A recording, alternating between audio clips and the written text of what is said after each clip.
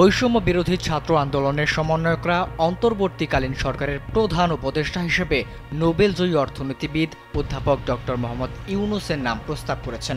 এ বিষয়ে কথা বলেছেন জামায়াতে ইসলামীর আমির ডাক্তার শফিকুর রহমান। তিনি বলেন, ছাত্ররা ডক্টর ইউনূসকে প্রধান উপদেষ্টা হিসেবে ঘোষণা করেছেন, তারা করতেই পারেন, তাদেরকে আমরা গভীর শ্রদ্ধার সঙ্গে ধারণ করি। যদি জাতি একটা সুস্থ রাস্তায় ওঠে, এটা হবে তাদের ত্যাগের ফসল। তিনি আরও বলেন, তাদের অধিকার আছে এ ধরনের কিছু বলার। রাষ্ট্রপতিকে অনুরোধ করেছি তিনি যেন ছাত্রদের কথাও শোনেন। রাষ্ট্রপতি কথা দিয়েছেন তাদের কথা শুনবেন। স্যান্ডেলিনা সো, রূপচর্চায় আভিজাত্য। এর আগে 5 আগস্ট দ্য প্রিন্টকে দেওয়া এক সাক্ষাৎকারে ডক্টর মোহাম্মদ ইউনূস বলেন, শেখ হাসিনা দেশ ত্যাগ করেছেন, আমরা মুক্ত। এখন আমরা সিদ্ধান্ত নিতে পারবো আসলে আমরা কি করতে চাই।